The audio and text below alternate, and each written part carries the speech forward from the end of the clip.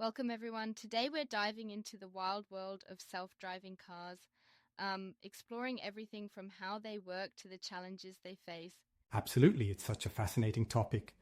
Self-driving cars, or autonomous vehicles, are all about that blend of AI, sensors, and cameras to navigate without needing a driver on board.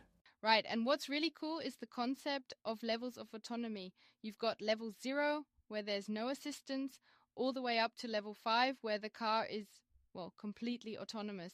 It really shows how far we've come from early DARPA challenges in the 80s to today's cutting-edge tech by companies like Waymo and Tesla. Definitely. And speaking of evolution, the history, that gradual progression in autonomous features. It's as if the technology was slowly, gradually waking up to take over the wheel. Exactly. It's like a long journey where each step builds on the last. Now, one of the major benefits we talk about is the potential for reduced traffic congestion and improved safety, but there are significant challenges too, like navigating complex urban environments and public skepticism about trusting machines. Yeah, and that skepticism ties right into the ethical debates around AVs, doesn't it? But before we get into ethics, let's talk tech, how these cars actually work. Sure.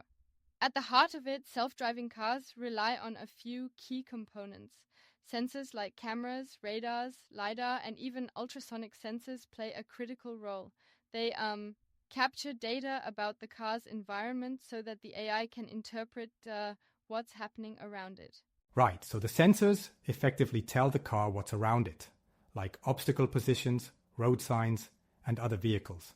It's like giving the car its own set of eyes, isn't it? Yes, it's like a human relying on vision, but with machines, And the AI processes this data in real time, recognizing objects, planning a path, and then controlling actions like steering or braking. Yeah, interesting.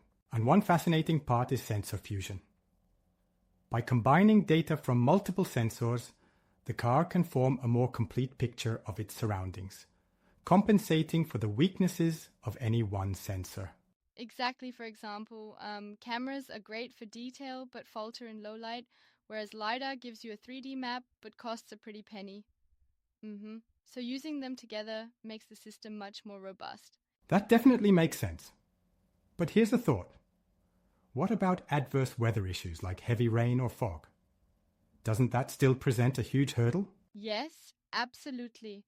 Weather can wreak havoc on sensor performance and cause occlusions when objects block the sensors. It's a persistent challenge, and companies are still experimenting with ways to mitigate these issues through improved sensor designs and advanced algorithms. I see. And then we move to mapping and localization, right? High-definition maps are a game changer here. Exactly. These high-definition maps provide detailed road layouts, landmarks, traffic signs, all the bits and pieces that help the car figure out exactly where it is. GPS is good for general guidance, but oh boy, in urban canyons it can get pretty shaky. Then you have LiDAR SLAM, simultaneous localization and mapping, that keeps updating the car's position in real time, along with IMUs for tracking movement. Interesting. And this constant updating is crucial because, as you said, urban environments are tricky with lots of obstacles and changing conditions. Right on. Now, moving on to path planning and motion control, there's global planning, which charts the longer route, and local planning that handles immediate maneuvers like avoiding a sudden obstacle. The car's control system then executes these plans, accelerating, braking, and steering in real time. Yeah, I like that breakdown. It's like if you were driving and suddenly had to dodge a ball rolling onto the street, you quickly decide, swerve or brake, and the car has to do that almost instantly, right? Absolutely, and that's where real-time data processing is key. The system must process everything super quickly to ensure safety. Now, diving into machine learning, this is what really powers the decision-making. We're talking supervised and unsupervised learning techniques to, recognize objects and even detect anomalies in behavior. right? And then there's reinforcement learning, where the car essentially learns optimal driving strategies through trial and error. It's like teaching a dog new tricks by rewarding good behavior, but on a much more technical level. That's a neat analogy. But here's a question. Sometimes people argue that reinforcement learning can't handle those rare edge cases well. What do you think about that limitation? You bring up a good point. Even with huge datasets, those unpredictable edge cases, like the proverbial unexpected scenario on the road, can trip up the system. That's why continuous learning and massive data collection are so essential, to cover as many variations as possible. That makes sense. And speaking of safety, we just can't ignore the redundant systems in AVs. Redundant sensors, fail-safe mechanisms, and cybersecurity measures are all part of ensuring that these cars are as safe as possible. Yeah, absolutely. Having multiple sensors means that if one fails, others pick up the slack. And then there are fallback strategies like automatic braking or safe mode activation. Cybersecurity is equally vital, as these vehicles need strong defenses against potential hacking. So essentially, it's a layered defense strategy to safeguard both the car and its passengers, right? Exactly. And these rigorous safety protocols are tested extensively through simulations and real-world trials. Despite all these measures, though, there are still ethical and legal challenges that remain. Ah, yes. The trolley problem. Who takes the blame when things go wrong? Is it the manufacturer, the software developer, or, the car owner? That's a major concern. Plus, there's the whole issue of privacy, as these cars collect enormous amounts of data to optimize performance. And regulations are still trying to catch up globally, which creates a bit of a Wild West scenario across different countries. It's a conundrum indeed. And then there's the economic impact, like job displacement in trucking versus new opportunities in tech and infrastructure. Exactly. On one hand, self-driving cars could lower costs in logistics and ride-sharing services. On the other, they might lead to job losses in traditional driving roles. But we also may see growth in sectors like AV maintenance and AI development. Yeah, it's a double-edged sword. And let's not forget urban planning.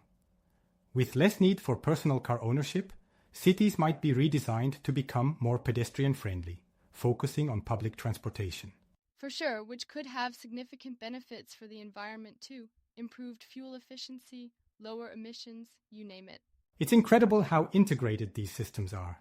Everything from Tesla's autopilot to Waymo's autonomous taxi services, which are already in public trials. Right? Tesla offers level 2 automation with its autopilot that still demands driver attention, whereas Waymo is pushing for level 4 with fully autonomous taxis in select areas. And we see AVs already operating in controlled environments like campuses and factories to refine the technology further. That's spot on. Looking forward, the future of self-driving cars hinges on continued advancements in AI, sensor tech, and seamless integration with smart cities and IoT. How do you see that playing out?